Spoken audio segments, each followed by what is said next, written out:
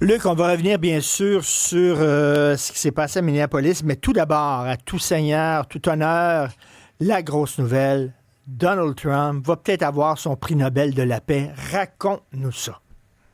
Ah, c'est vrai, écoute, je pensais pas qu'on aurait ça à parler, mais tu as Ben raison, oui, écoute, c'est pas rien. Donc, après en ben avoir oui. tellement parlé et l'avoir presque quémandé, comment tout ça pourrait-il se produire? Ben écoute, c'est Madame Machado, la gagnante du prix Nobel de l'année dernière, qui a dit, je vais rencontrer le président Trump. Et elle était en entrevue plus tôt cette semaine avec Sean Hannity sur les ondes de Fox News, et elle a mentionné que ça lui ferait grand plaisir de remettre son Nobel à Donald Trump, qui lui a répondu, non, ça vous appartient, madame, je suis au-dessus de ces considérations. Non, c'est pas ça qu'il a dit. Oh! Il a dit que ça lui ferait grand. Tu m'as eu, J'étais tu m'as presque. eu. Oui, voilà. Donc, il lui a plutôt dit que ce serait un honneur de le recevoir.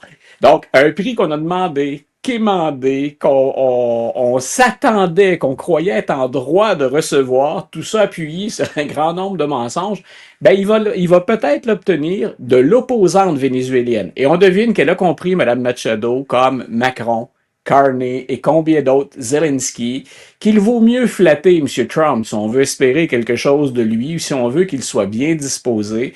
Puis on devine que Mme Machado, elle n'aime pas ceux qui sont encore en place. On l'oublie, hein? Maduro est parti, mais c'est son équipe, c'est son entourage en tout cas Ben qui est oui. encore au pouvoir au Venezuela. Donc Mme Machado est toujours dans l'opposition. Alors on peut penser, et Donald Trump a pris la peine de dire, je pense pas que c'est avec elle qu'on va faire affaire. Hein, je ne pense pas que c'est elle qui devrait être au pouvoir au Venezuela. Donc on verra.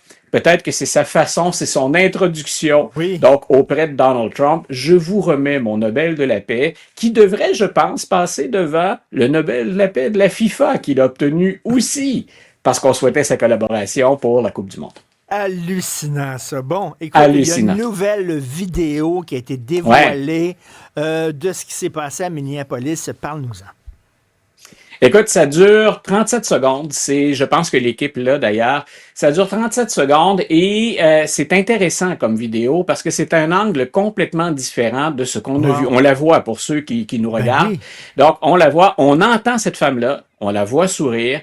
C'est clair qu'on argue aussi les policiers là, de la part de cette femme-là et de sa conjointe parce qu'on voit sa conjointe sur la vidéo.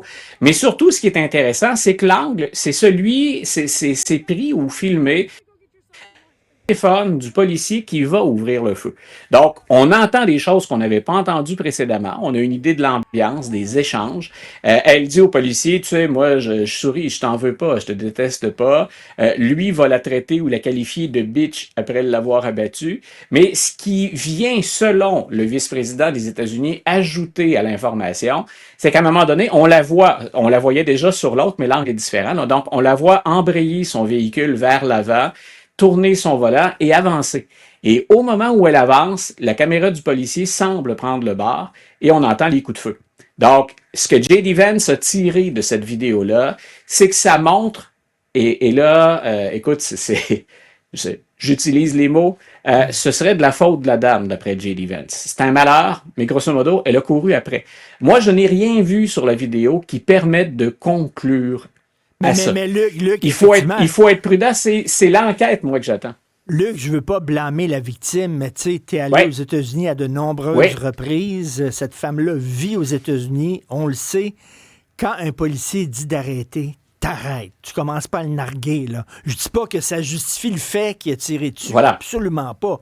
Mais taboire, quand un policier américain dit t'arrêtes, t'arrêtes. Pour avoir voyagé beaucoup avec des touristes ou avec des Oui. étudiants aux États-Unis, je leur disais toujours, quand un policier vous parle, vous arrêtez et vous écoutez. Donc, on posera des questions après, on en jasera après, écoutez. C'est un peu ce que J.D. Vance a dit. Hein? C'est un peu, sauf que dans les livres de procédure, dans les règles de procédure, il n'y a rien dans ce qu'on voit à l'écran pour l'instant. Et je répète, il y a de la récupération Hmm. politique, ça c'est clair. Mais pour la culpabilité de qui que ce soit dans cet incident-là, je ne vois rien qui correspond au livre de procédure ou à la formation qu'on donne aux agents fédéraux ou encore aux agents de police. Il n'y a rien qui justifie qu'on tue cette femme-là, à mon avis. Mais je répète, on vient d'avoir une nouvelle Hmm. vidéo, Mais, on mais, en aura peut-être d'autres, il y a peut-être d'autres témoignages qui vont être ajoutés.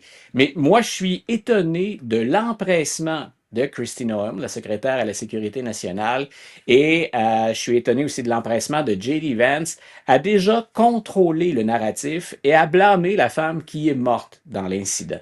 Elle a désobéi, c'est très clair. Sa conjointe nargue les policiers, c'est très clair. C'est pas de ça dont il est question. Est-ce qu'on abat des gens pour ça? Est-ce que c'est la procédure?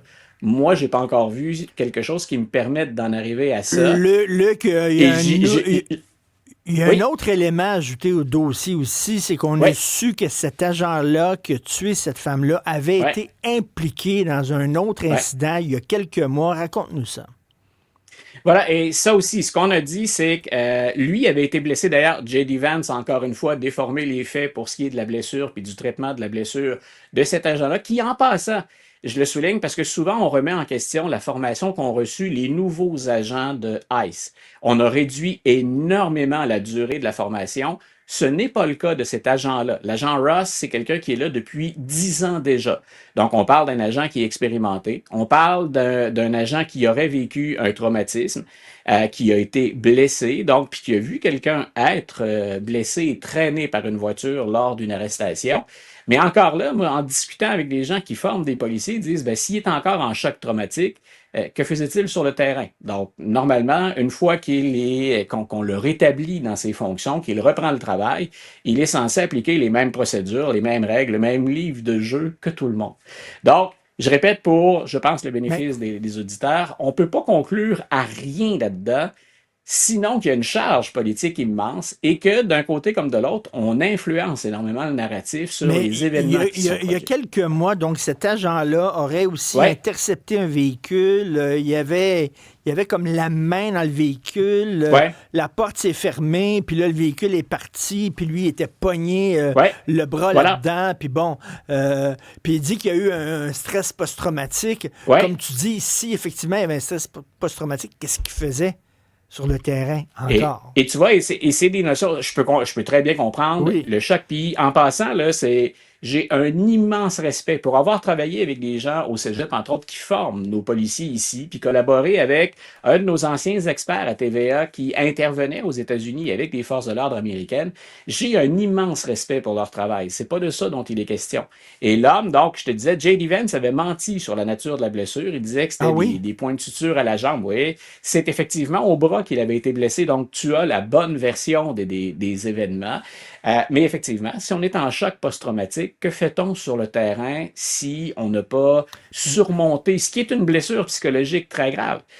Mais que faisait-il sur le terrain? Puis encore une fois, est-ce qu'il a appliqué les bonnes procédures dans un cas Ben, comme celui-là? C'est la ben, de question toute, qu'on va se poser, qui quand est il au cœur de arrive, l'enquête normalement. quand il arrive, ça arrive, et c'est arrivé au Québec lorsqu'il y a des Ouais. citoyens qui ont été tirés par des policiers dans des situations ambiguës, puis bon, puis des fois on demande au ministre ou au premier ministre qu'est-ce qu'ils en pensent. Ce qu'ils disent tout le temps, c'est on va attendre des résultats de l'enquête. Voilà. C'est ça qu'ils disent. Moi, ce que je n'ai pas entendu d'ailleurs de la part de personne au gouvernement fédéral, au sein de l'administration Trump, c'est un appel au calme.